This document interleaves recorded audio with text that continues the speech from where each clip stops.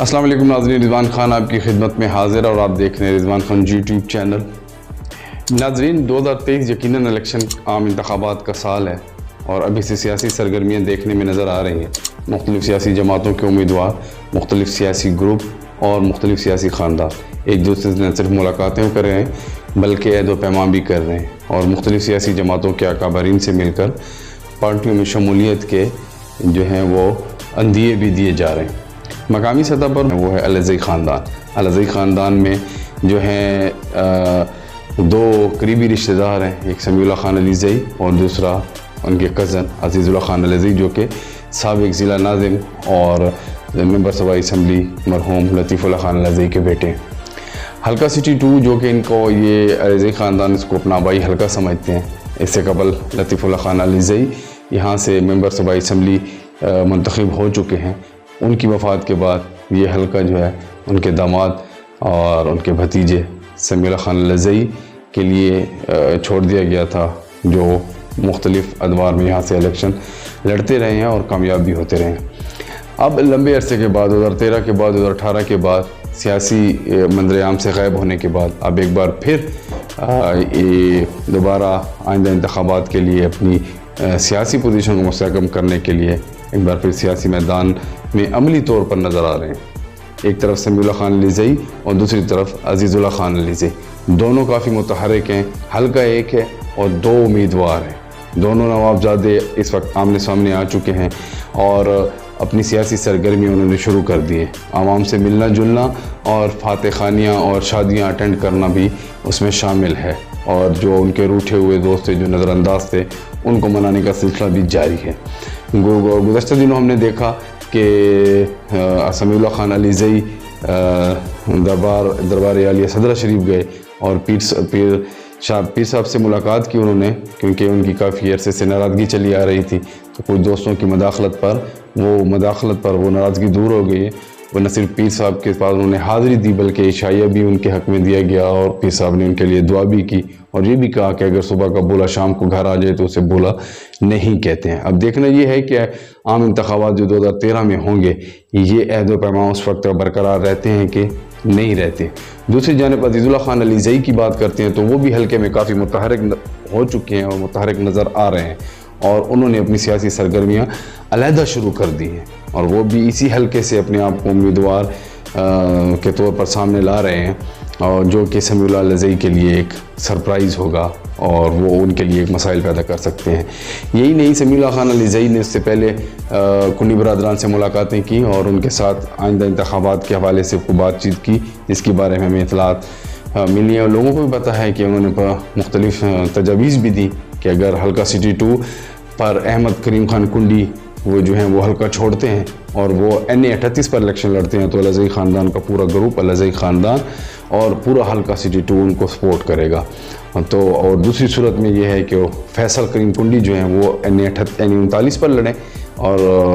NA 38 پر احمد کریم کنڈی لڑیں، تو NA 38 پر بھی وہ سپورٹ کریں گے اور NA 39 پر بھی وہ دونوں امیدواروں کو سپورٹ کریں گے۔ لیکن احمد کریم خان کنڈی کسی طور بھی اپنے اس حلقے کو چھوڑنے کو تیار نہیں ہیں۔ انہوں نے کہا کہ اگر سمیع اللہ الرضئی یا الرضئی خاندان NA پر الیکشن لڑیں تو ہمارا اتحاد ہو سکتا ہے۔ اس مذاکرات کی مایوسی کے بعد سمیع اللہ خان الرضئی نے مولانا برادران کے ساتھ دوبارہ اپنی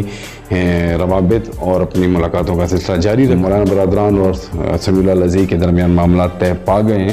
اور اس سلسلے میں وہ اس کو سپورٹ کریں گے، لیکن جمعیت علماء اسلام نے اس دفعہ اپنی پالیسی کچھ چینج کر دی ہے، اور وہ پالیسی کچھ یوں ہے کہ پہلے سیاسی اتحاد وہ کرتے تھے اور ایک دوسرے کو سپورٹ کرنے کے لیے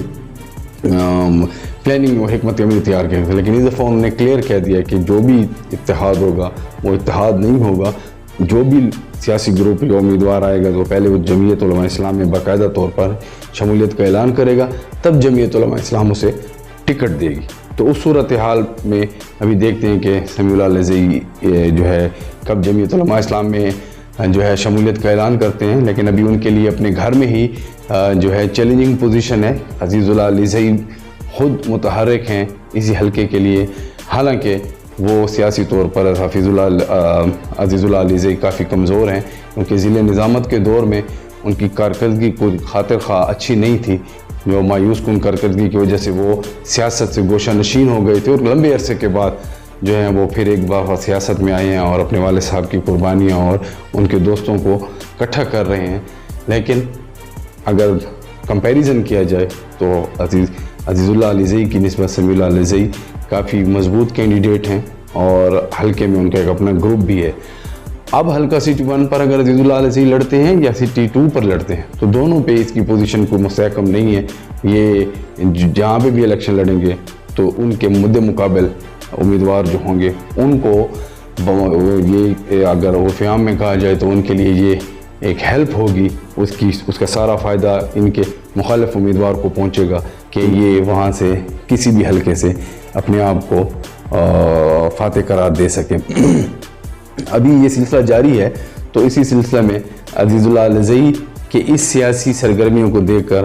جو ہے سمیع اللہ علیزئی نے سیاسی دباؤ بڑھانے کے لیے جو ہے اپنے والد صاحب کو جو سابق ایم پی اے ہیں ان کو سٹی 1 کے امیدوار کے طور پر سامنے لایا اور سوشل میڈیا پہ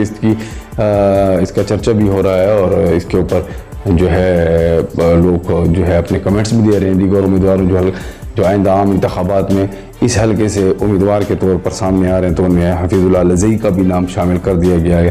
اب مختلف سیاسی تجزیہ نگار اور مبصرین یہ کہہ رہے ہیں کہ ہو سکتا ہے کہ یہ عزیز اللہ علیزئی کے اوپر پریشر ڈالنے کے لیے ان کو لایا گیا ہو تاکہ بیٹھ کر گھر میں افہام و تفہیم سے یہ بات طے کی جا سکے کہ یار سٹی 2 میں جو ہے وہ سمیع اللہ علیزئی لڑیں اور سٹی 1 پہ عزیز اللہ علیزئی کو لایا جائے. اب وہ دیکھتے ہیں وہ آزاد امیدوار آتے ہیں یا جمعیت علماء اسلام کے پلیٹ فارم سے آتے ہیں, یہ تو آنے والا وقت ہی بتائے گا. لیکن ابھی کی صورتحال یہ ہے کہ علیزئی خاندان کا جو سیاسی ستارہ ہے وہ بھی ڈگمگا رہا ہے اور ان کی کشتی جو ہے وہ بھنور میں پھنسی ہوئی ہے کہ ان کے اوپر کوئی اعتماد کرنے کو تیار نظر نہیں آتا ہے. جمعیت علماء اسلام بھی اس وقت ان کو سپورٹ کرے گی جب یہ باقاعدہ طور پر جمعیت علماء اسلام میں اپنی شمولیت کا اعلان کریں گے. اور روٹھوں کو منانے کا سلسلہ تو ہر دفعہ جاری رہتا ہے لیکن ابھی سے جو سلسلہ انہوں نے شروع کر دیا ہے تو یہ لگتا یوں ہے کہ علیزئی خاندان بھرپور انداز میں الیکشن لڑے گا. لیکن ابھی اور دوسری سب سے بڑی اہم بات کہ ان کا پورا گروپ جو سمیع علیزئی کا جو پورا گروپ تھا وہ بلدیاتی الیکشن میں بھرپور انداز میں جو ہے امین برادران اور امین گنڈاپور کے ساتھ شامل رہا ہے اور انہی کی ٹکٹ پر وہ کامیابیاں بھی حاصل کر چکے ہیں اور اپنے اپنے وارڈ میں کئی وارڈ ناظم ہیں تو کئی جنرل کونسلر ہیں. تو اب دیکھنا یہ ہے کہ کامیابی بھی حاصل کی گزشتہ بلدیاتی الیکشن میں انہوں نے کامیابیاں بھی حاصل کی ہیں تو وہ پی ٹی آئی کے پلیٹ فارم تلے جو ہے عوام کی خدمت بھی کر رہے ہیں. تو اس صورتحال میں اگر سمیع اللہ خان علیزئی جمعیت علماء اسلام یا کسی سیاسی جماعت دوسری سیاسی جماعت کو جوائن کرتے ہیں تو اس صورتحال میں ان کے سیاسی گروپ کی کیا صورتحال ہوگی. وہ کیا علی امین گنڈاپور کے ساتھ رہیں گے, پی ٹی آئی کے ساتھ رہیں گے, امین برادران کے ساتھ رہیں گے یا کہ پھر سمیع اللہ علیزئی کے پاس واپس آ جائیں گے کیونکہ ان کے درینہ دوست جو ہیں ماسٹر اسلم ہو گیا, جو ہے وہ دوسرے رومی شاہ ہو گیا, دربڑی ہو گیا, اس طرح دیگر لوگ بھی ہیں. یارک کی جو ان کا گروپ ہے چینا گروپ جو ہے وہ بھی پی ٹی آئی کے ساتھ ہے. تو آنے والے دنوں میں وہ کہاں اپنا سیاسی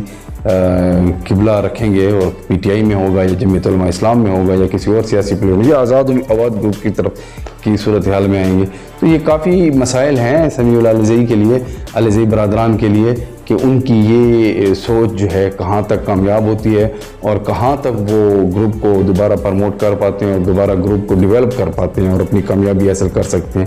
کیونکہ 2023 کا الیکشن یقیناً کافی ٹف ہے اور اس کے لیے کافی ان کو محنت کرنی پڑے گی.